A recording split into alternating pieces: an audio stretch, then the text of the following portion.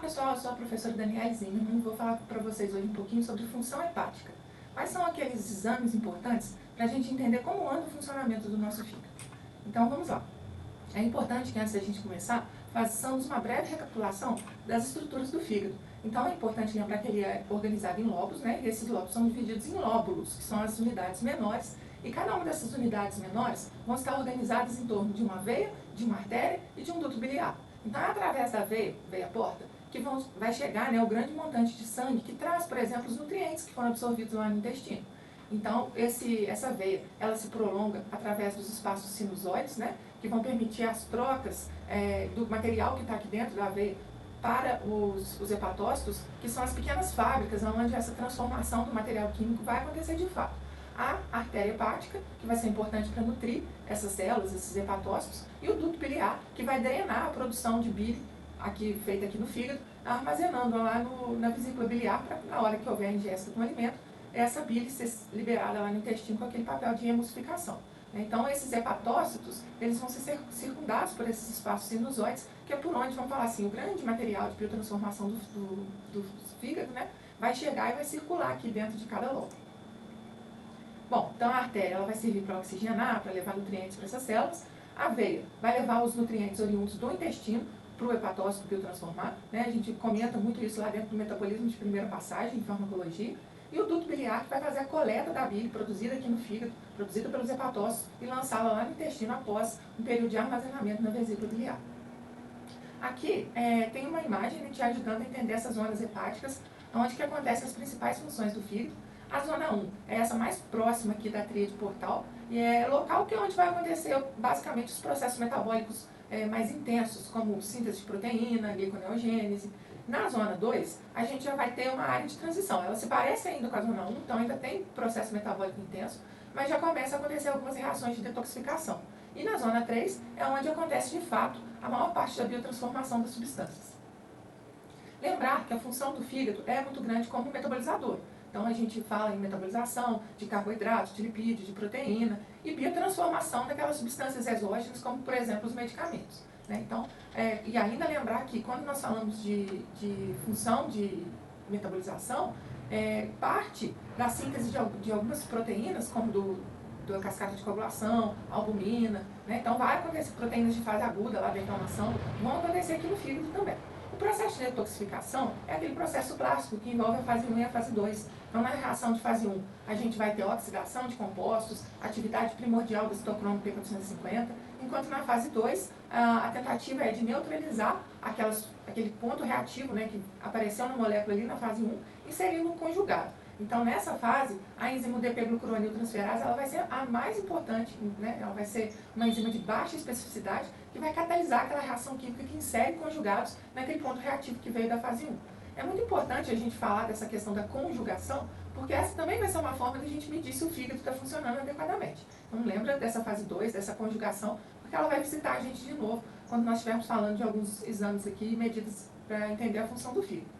A detoxificação é o fenômeno que permite que uma substância que entrou no seu corpo seja eliminada após passar por uma série de reações químicas, e muitas dessas reações químicas primordialmente acontecem no fígado, né? Via citocromo P450, com algumas subfamílias mais importantes, como a CYP3A4, a CYP2D6, né? Então, assim, algumas doenças hepáticas, se a gente tem um dano extenso no hepatócito, esse processo de detoxificação vai ficar prejudicado. E é importante lembrar também que, dependendo da polaridade das substâncias, ela vai ser primordialmente excretada pela bile ou pode ainda recircular no nosso corpo e acabar sofrendo excreção renal. Então, não há uma regra, se uma substância sofre só a excreção biliar, que ela não possa ser parcialmente excretada através da urina. Lembrar que o fígado também está envolvido no processamento da ureia. Então, a ureia ela entra aqui no ciclo da ureia, que vai ajudar na eliminação de, por exemplo, esses restos, né, que a gente obtém ali através das proteínas, e isso vai ser excretado principalmente através da urina. Uma vez que há um quadro hepático, há uma lesão hepática, a ureia pode começar a acumular e ser tóxica para o sistema nervoso central. Então, para a gente avaliar as funções hepáticas, existem alguns momentos, né, alguns exames que vão caber para a gente avaliar determinadas funções do fígado. Então, veja bem, a gente tem formas de avaliar a lesão hepática. Então, Então, a lesão hepática, a gente vai procurar enzimas que deveriam estar presentes só dentro do hepatócito e que começam a aparecer na corrente sanguínea, como a AST, a gama-GT, a LDH, a ALT, né, que as famosas AST-ALT, né, a maioria dos exames, às vezes até mesmo de rastreio, de check-up, envolvem aqui o doseamento de AST-ALT. A gente pode avaliar a função de excreção do fígado, e essa excreção vai ser principalmente através das bilirrubinas, então bilirrubina total, direta e indireta, e a avaliação de síntese. Se esse fígado tem uma condição, por exemplo, de fabricar adequadamente albumina, fatores da coagulação. Então, tem 3 eixos principais para a gente avaliar no fígado aqui, e cada um desses eixos inclui exames específicos. Se a gente quer ver lesão, a gente vai procurar proteínas, vai procurar enzimas que devem estar restritas ao interior do hepatócito, ou, pelo menos, que estejam lá, que também estejam em outros órgãos, mas que o seu aparecimento na corrente sanguínea mostra que há algum tipo de lesão. Então, por exemplo, se eu olho para a ALT, eu estou olhando para uma enzima que é muito mais específica do hepatócito. Se eu olho para a AST, ela está no hepatócito, mas ela também pode estar em outros órgãos. Tá? Então, aqui a ideia é procurar esses traços de lesão, que mostram lesão do hepatócito ou de alguma estrutura que envolva, por exemplo, o pâncreas, dutos biliares. Enquanto na excreção, a gente vai olhar basicamente para as bilirrubinas, e na síntese, a gente vai olhar para tempo de protrombina, como uma proteína, uma parte ali, né, que avalia a coagulação, e a albumina. Então, vamos começar com essa questão da excreção, que é através da bilirrubina que a gente avalia. Então, o acúmulo de bilirrubina ele leva ao quadro clássico da icterícia, e a bile ela é formada pelo ácido biliar, pela fosfatidilcolina, pela bilirrubina, eletrólitos e água. Então, lembra que o fígado está empenhado ali na formação de bile, para emulsificar aquela gordura que vem de dieta, e que um dos componentes dessa bile é justamente a bilirrubina, que é o resto da degradação da hemoglobina. Tá? A sua secreção hepática é contínua e ela é armazenada dentro da vesícula biliar para ser liberada ali no momento oportuno de digestão. Então, uma dúvida que surge bastante é o seguinte: um paciente que não tem vesícula, ele vai ter alguma alteração de bilirrubina? Ele vai ter alguma alteração aqui nessa fabricação de bile, porque não tem a vesícula? Então, a fabricação do paciente continua a mesma, continua sendo como sempre foi. E ela é contínua. A questão é que a gente vai fabricando essa bile e armazenando ela na vesícula para usar quando houver um montante maior de alimento ali, de gordura, né? Então, se esse paciente não tem a vesícula, o que está prejudicado é justamente esse armazenamento. A síntese continua sendo igual sempre foi. E para a gente entender um pouquinho do metabolismo da bilirrubina, né, e como que ela vai eventualmente aparecer lá na bile, a gente vai dar uma olhada em todo esse ciclo que envolve a hemoglobina.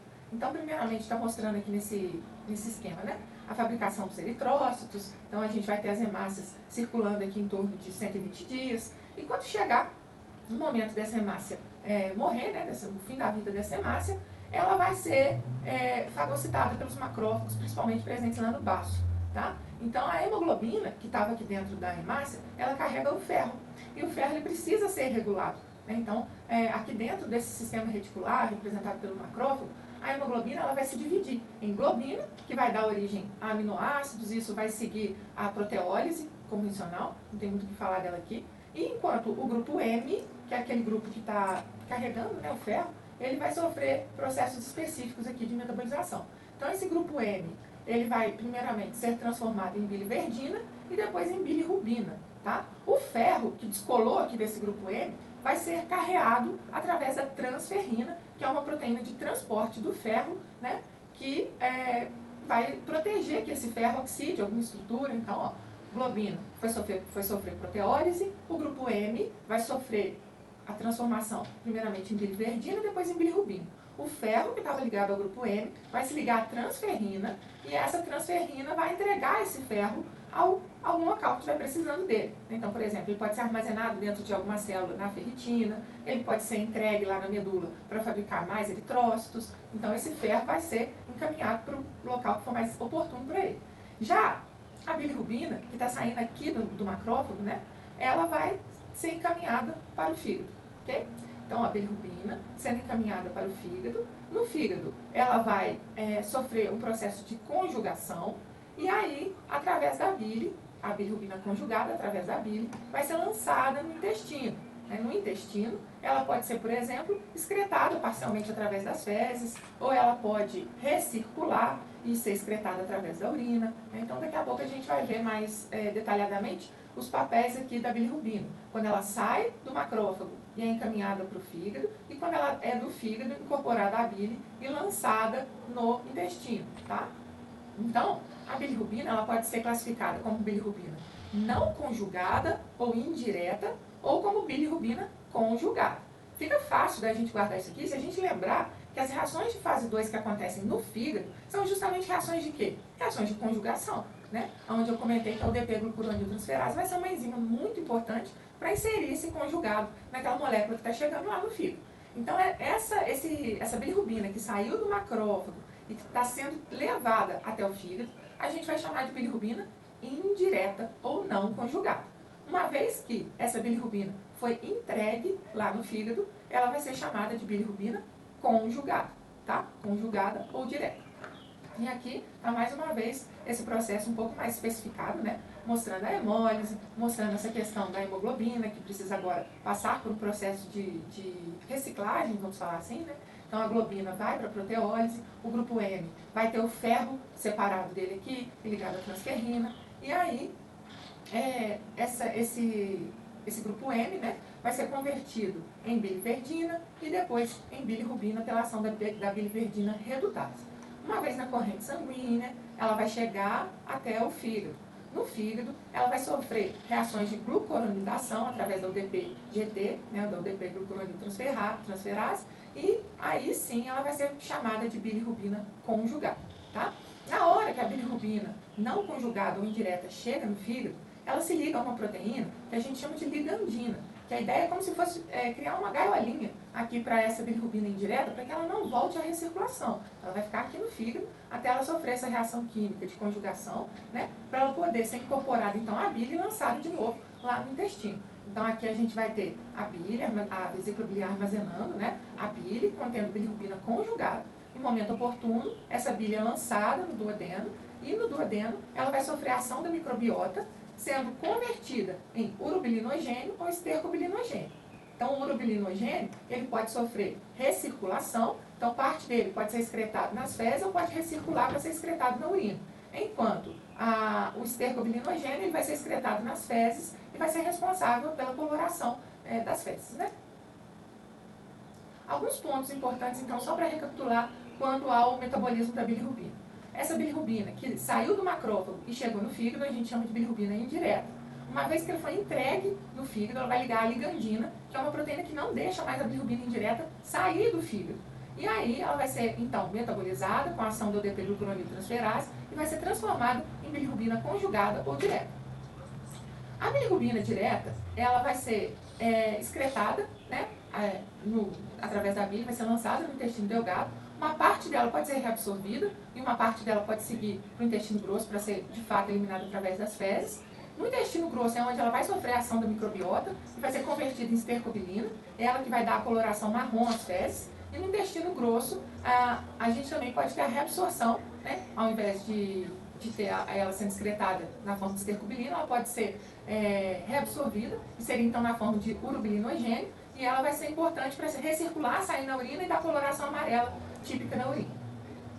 Então, ó, aqui a gente tem basicamente todo esse sistema, né, interligado. Então, aqui as hemácias, elas vão ser degradadas ao fim da sua vida pelo sistema retículo endotelial, vai formar a bilirrubina livre, essa bilirrubina livre vai ser entregue lá no fígado, e uma vez no fígado, ela vai ser conjugada.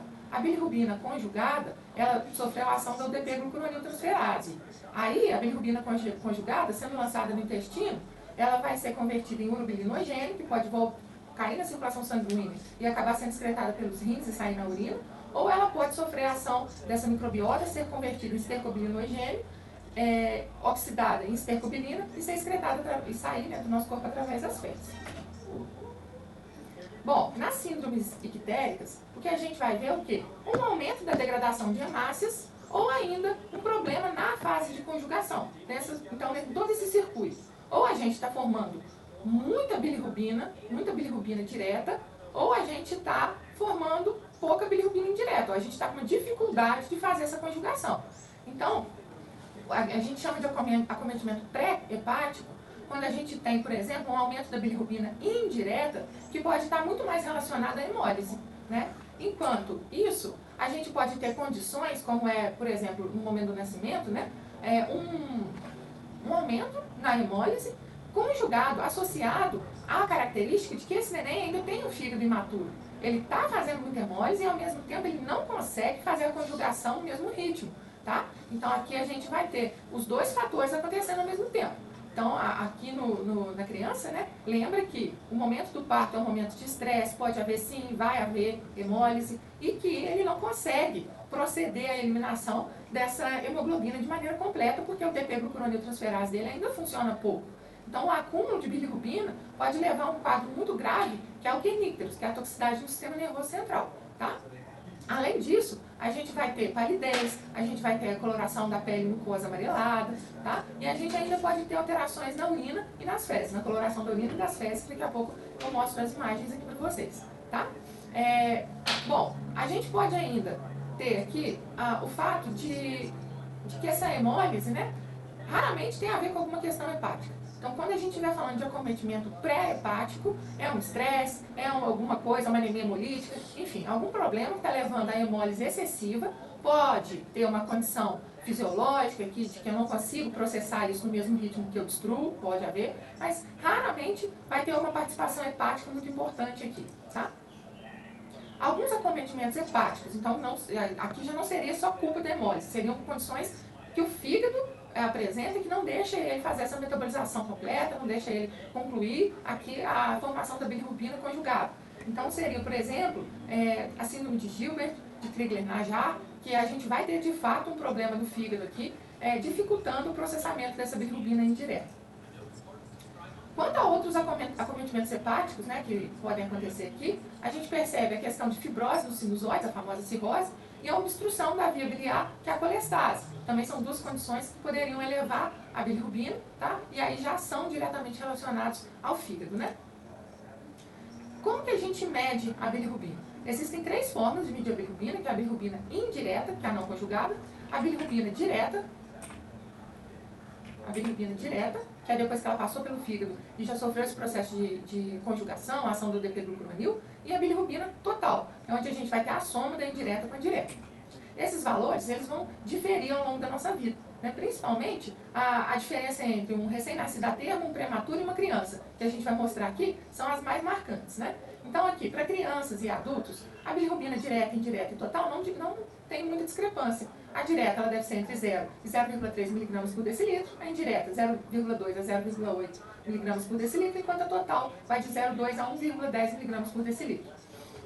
A grande diferença pode ser vista na bilirrubina total, quando a gente comparar uma criança ou um adulto com RN a termo ou prematuro. Então veja aqui que a bilirrubina total, ela vai no primeiro dia do RN a termo ser de 2 a 6, né? Muito maior do que uma criança maior ou um adulto, enquanto num recém-nascido prematuro, no primeiro dia de vida, essa bilirrubina total fica entre 1 e 8 mg por decilitro.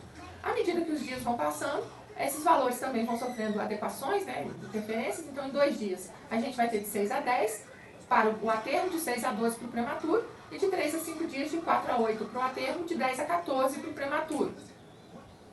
A colia e a colúria vão ser alterações que a gente percebe nas fezes e na urina, tá? Então a colia é a falta da estercobilina aqui nas fezes, está dando esse esbranquiçamento aqui nas fezes. E a colúria vai ser esse escurecimento da urina aqui, mostrando também um erro no processamento.